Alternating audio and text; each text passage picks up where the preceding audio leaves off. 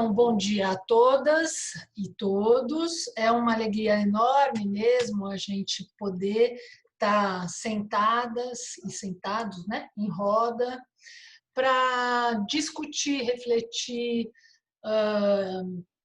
juntos sobre a saúde mental e as essências do Alasca. Bom, a razão pela qual eu coloquei tecendo com as essências do Alasca e não tecendo com as flores é porque essa é talvez a principal característica do sistema do Alasca. Nesse sistema, a gente tem não só flores ou essências florais, mas a gente tem também essências minerais e essências ambientais. Então, essa é uma característica, e disso decorre também a maneira diferenciada da gente poder trabalhar com essas essências. Então, sempre quando eu falo do Alasca, eu falo em essências do Alasca e não em essências florais, porque a gente tem justamente um sistema tripartite, né? Um sistema que propicia três maneiras diferentes da gente abordar e da gente trabalhar. Então, esse sistema foi criado pelo nosso amado Steve Johnson, muito querido e amado no Brasil. Ele veio a falecer em 2017 e a presença dele para nós sempre foi uma luz, uma alegria, um alento e uma referência, né, para nós, terapeutas florais. Vou pedir para você passar o próximo, Cíntia, por favor. Bom, eu começo, assim como a minha querida amiga Tereza, eu começo com a definição da OMS de saúde. Então, como disse a Tereza, né, a OMS definiu saúde como um estado completo de bem-estar físico, mental e social, e não apenas a ausência de doença ou enfermidade. Então, assim como a Tereza, eu entendo que doença é um termo que complica um pouco as coisas, mas de uns tempos para cá, principalmente quando a gente fala em saúde mental, se passou a usar a palavra transtorno, como a Márcia usou tantas vezes, né? Então, há uma diferença entre eu usar o termo doença e o termo transtorno. Nessa definição, a gente consegue perceber, assim, o que me agrada nessa definição é o fato de que eu contemplo a necessidade do bem-estar e não só de eu não estar doente. O que para mim é difícil nessa definição, entendendo que essa definição contempla nuances, né? O físico, o mental e o social, mas ela não inclui a função transcendente. O que é para mim difícil nessa definição é que se eu for pensar num estado de completo estar completo, um estado completo, que seja físico, mental e social, isso me remete a uma ideia idílica que talvez me faça pensar na iluminação. E se eu for pensar na minha vida, em quantas vezes eu me senti num estado completo de bem-estar físico, mental e social, e eu incluo o espiritual, talvez eu tenha sido saudável bem poucas vezes. Vou pedir para você mudar, por favor, Cíntia. E aí, vamos entender assim, essas são definições atuais, a gente trabalha com essas definições, certo?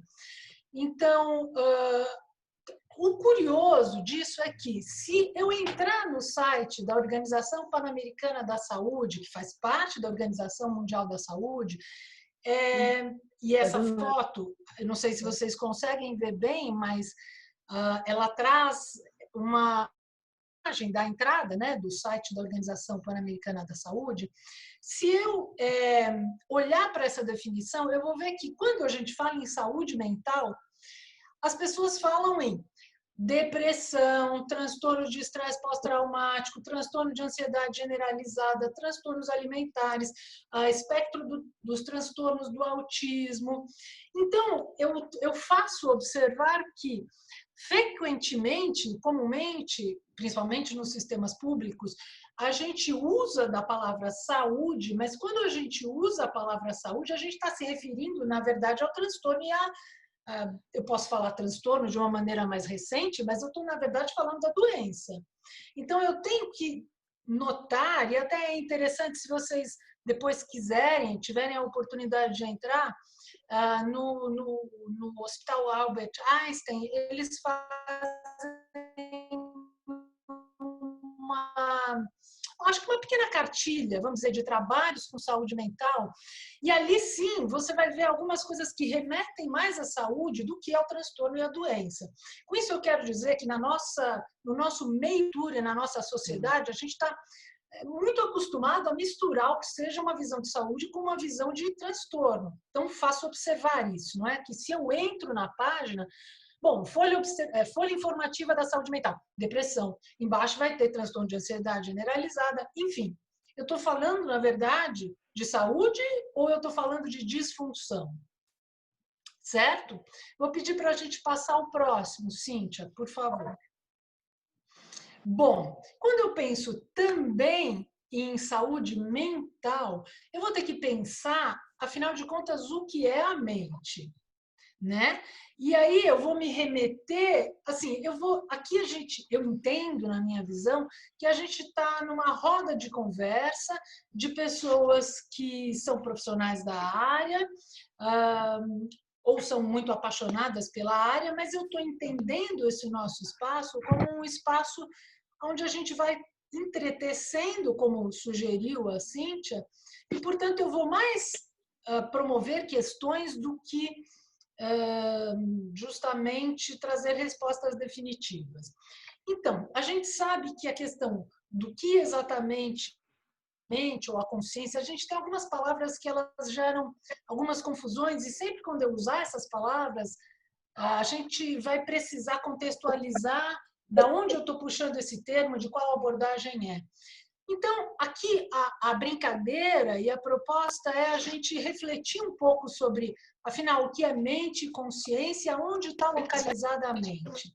Então, partindo de uma abordagem, por exemplo, da neurociência e da neurofisiologia, a mente está identificada ou relacionada, diretamente relacionada com o cérebro, né? E as funções psíquicas diretamente relacionadas com o cérebro. E dessa maneira, a gente vai ter que pensar, por exemplo, que para a neurofisiologia, o conteúdo explícito psíquico não interessa, ou não interessa tanto. Interessa a resposta que o cérebro dá e como ele dá, mas o conteúdo não tanto. Se eu partir dentro da psicologia, das psicologias profundas, se eu pensar em Freud, Jung, e assim como a Márcia Fernandes, a minha formação raiz veio da psicologia, aí se eu for pensar nas psicologias profundas, eu vou entender que primordialmente o que interessa é o conteúdo, né? O conteúdo vamos dizer, da trama psíquica. Por outro lado, se eu pensar no pensamento sistêmico, eu vou entender que a ideia falando aqui de consciência, mas também falando de mente, eu vou entender que a ideia de mente e de consciência era uma coisa mais ampla do que uma mente individual.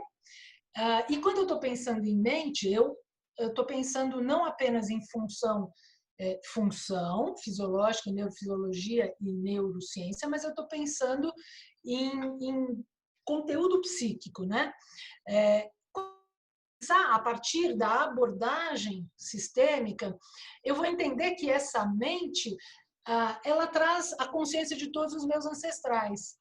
Ela traz também a consciência com todas as lutas e todas as informações que foram importantes de serem armazenadas por aquele sistema para que possam ser transferidas para as gerações futuras como informações importantes que abrangem sempre situações de vida ou morte.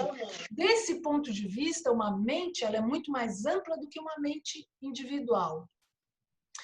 Se a gente for, e a gente trabalha com isso, se a gente for pensar do nosso ponto de vista, da mente que se relaciona com as inteligências da natureza, eu também vou me fazer essa pergunta, afinal, onde está essa mente?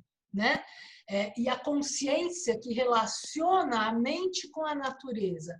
E aí eu tenho aqui essa imagem à direita, alta, né?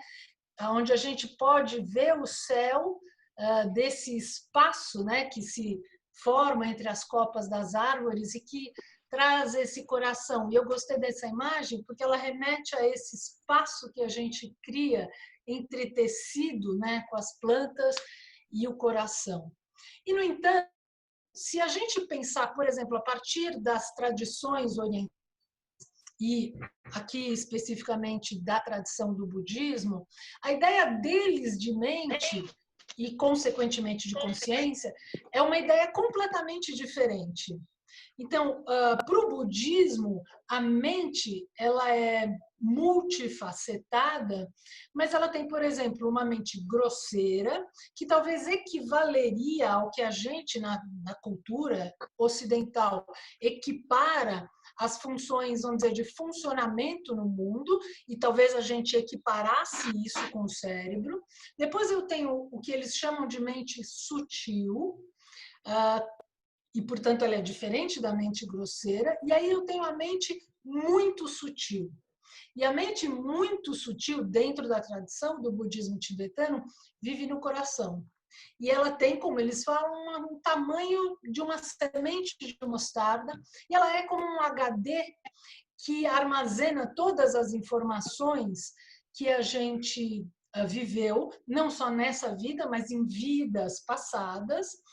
E é nesse HD dessas informações, elas transmigram, elas são passadas dentro do que eles entendem como contínuo mental.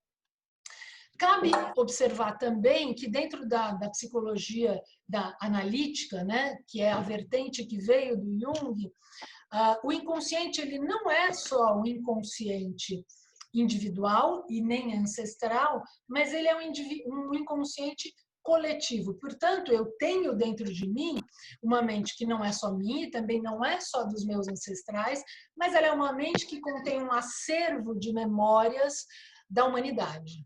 E isso para a gente é muito importante quando a gente pensa nos florais. Vou pedir para você passar, Cíntia, por favor. Eu vou pedir o favor da Florisa desligar o microfone dela. Florisa, você pode fazer esse favor? Querida, sabe Deus, sabe onde é, Cíntia? Então, ó, bem silêncio, paradinha, porque está interferindo. Por isso que eu vim para cá. Querida. Gratidão. Pronto, Bela. Quando a gente pensa em saúde, eu puxei aqui a informação da Patrícia e do Richard, da Califórnia. Eu vou ter que correr, né? Porque a gente não tem tanto tempo. Mas, enfim, de que saúde é a aceitação da vida com todas as suas imperfeições e contradições. É uma expansibilidade do ser, o qual se fortalece ao abraçar todas as experiências, ao invés de tentar suprimir a limitação, a dor ou o sofrimento. E se eu penso, se eu olho para essa definição, eu vejo que ela traz uma ideia de processo, eu vejo que ela traz uma ideia de integração que não vê de uma maneira congelada o que seja bem-estar e o que seja patologia ou transtorno. E se eu pensar nessa definição, eu me sinto saudável. Tudo bem, o cerne dessa definição eu diria que é a palavra abraçar, né? Expandir, abraçar e aceitar. Mas essa definição, ela não envolve aquilo que a gente pode tentar como uma visão de bem-estar estanque. Não, isso envolve todas as minhas dificuldades, todos os meus sintomas, envolve o confronto com o sofrimento, envolve o confronto com a passagem da morte. E é importante eu vou ter que te interromper, porque agora eu vou pedir para Isabel Rodrigues, Bel, querida, para você desligar o seu microfone.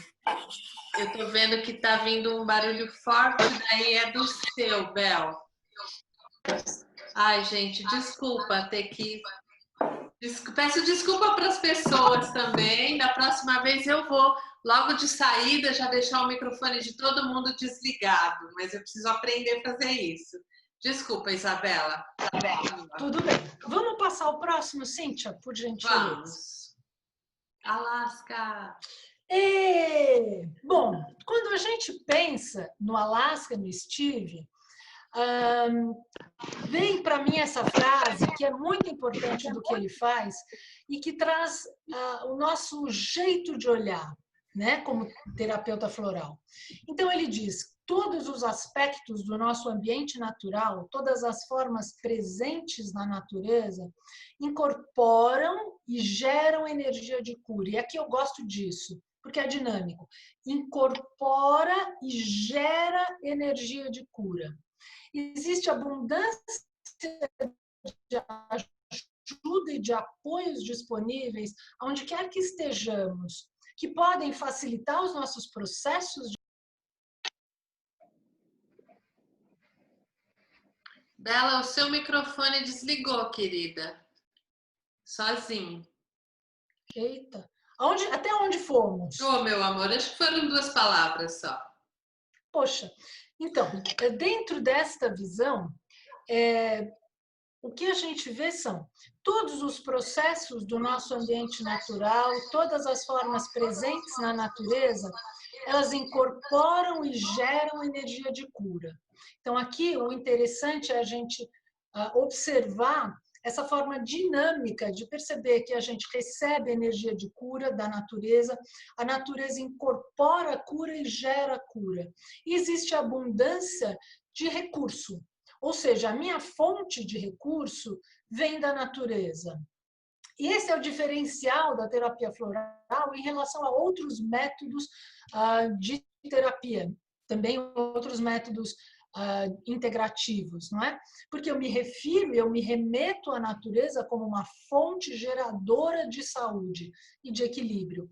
E isso faz com que a gente consiga se manter crescendo e faz com que a nossa semente possa se realizar plenamente. É isso que eu entendo por propósito de vida e destino, certo? O destino da semente, na nossa linguagem, é realizar-se flor e realizar-se fruto, e viver uma vida com pleno potencial. O próximo, por favor, Cíntia. Bom, então, aqui, quando eu penso em saúde, a primeira ideia que vem é uma ideia de equilíbrio e de volta a um equilíbrio. Então, é importante a gente dizer que os nossos sistemas, bem entendidos aqui para nós como sistemas de corpos, né, que partem do corpo físico e depois trazem os corpos sucessivos, emocional, o corpo mental e o corpo espiritual, eles têm uma ideia e uma inteligência do que seja um equilíbrio original. A gente tem isso. Cabe também a gente dizer, por exemplo, que o Jung sempre trouxe esse conceito de autorregulação, visto como um equilíbrio dinâmico, aqui expresso entre o inconsciente e o consciente, que sempre vai tender a um eixo central. E que, consequentemente, vai acabar fazendo compensação, porque toda vez que eu me desequilibrar muito para um lado, eu vou acabar fazendo uma compensação para o outro, buscando chegar a um eixo. Essa imagem é uma imagem que tem circulado na internet recentemente, é uma prática de ginástica. Parece muito desconfortável quando a gente vê a pessoa assim. E também o que é interessante é porque, vamos dizer, o equilíbrio talvez venha do movimento. Quando eu vejo a foto congelada, eu só vejo o desequilíbrio. Então, assim, nessas imagens, o que interessa é eu pensar em 2 coisas. Para eu ter equilíbrio, bom, primeiro eu tenho um equilíbrio que eu já intrinsecamente conheço, ainda que no momento eu não reconheça, mas eu tenho eixo, que a gente pode ver na imagem dela, e eu tenho movimento, eu tenho flexibilidade. Isso é uma boa imagem para a gente ter de equilíbrio. Ou seja, eu tenho um eixo interno, que para mim é uma referência de para onde voltar, e ao mesmo tempo eu vou precisar de flexibilidade. E eu sei que eu tenho um mecanismo de autorregulação, e que se eu passar muito para um lado, eu acabarei indo para o outro. O próximo, por favor, Cíntia. Bom, quando eu penso nisso, inevitavelmente eu pensarei na Labrador Tea. Essa flor cheirosa, que traz esse perfume, que vem dessas áreas que são úmidas e que corresponde na homeopatia ao Ledum palustre, ela vai falar muito de equilíbrio. É interessante a gente entender o que para o Steve é equilíbrio. Para o Steve, equilíbrio é uma coisa muito perceptível, energeticamente falando. Então, é interessante, quando a gente via as descrições deles, das essências, ele falava sempre, você sente um fluxo, o fluxo desce, o fluxo sobe, o fluxo vem em uma direção e na outra direção. Porque a minha referência, como a gente está trabalhando, né, com medicina vibracional e com essências vibracionais, é uma referência do movimento da energia no corpo.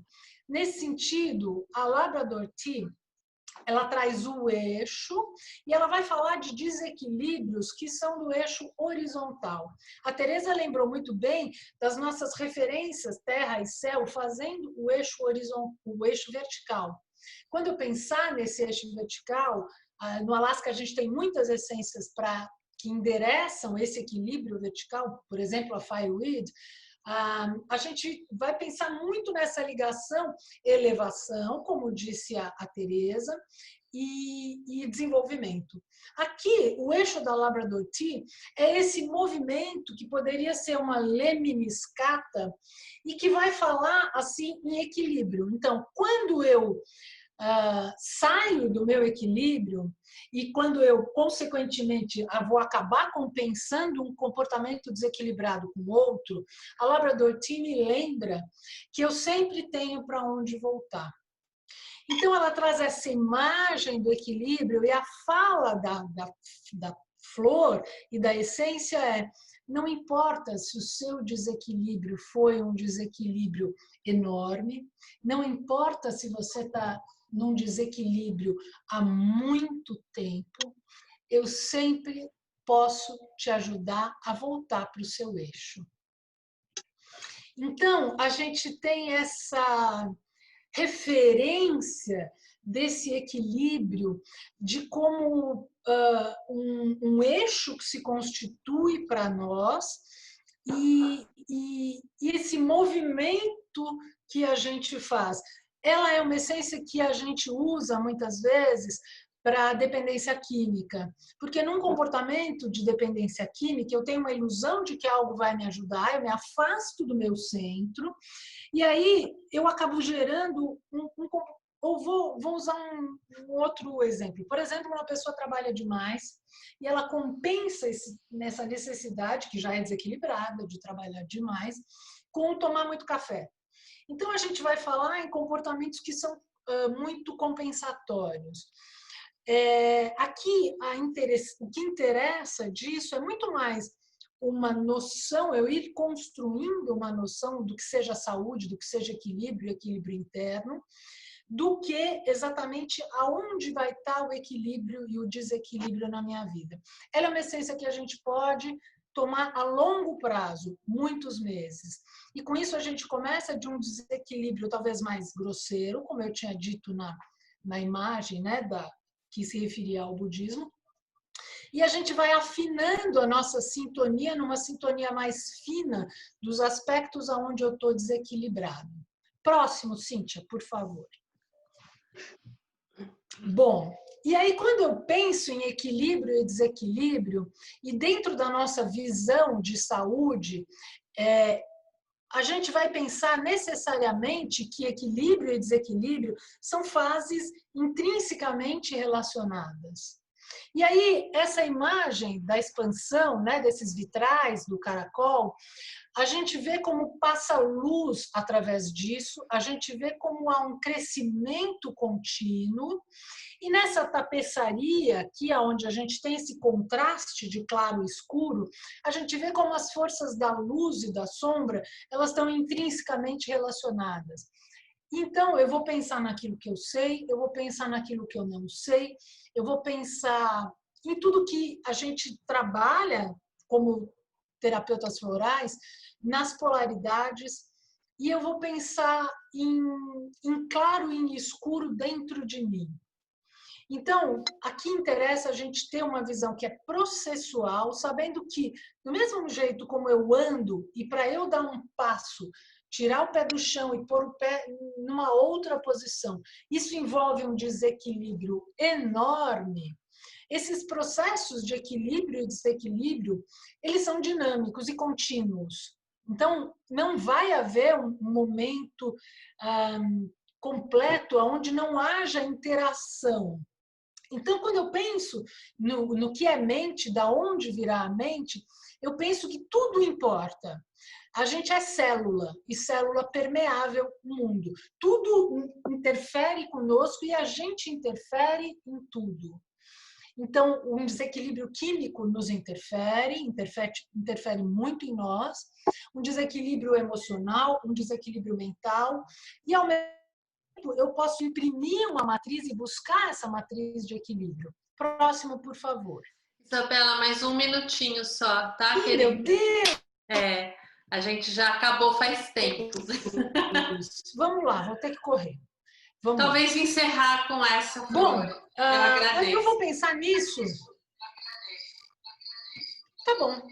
Mas depois a gente pode só passar as imagens das outras? Se você quiser, vamos lá. sim. Sim.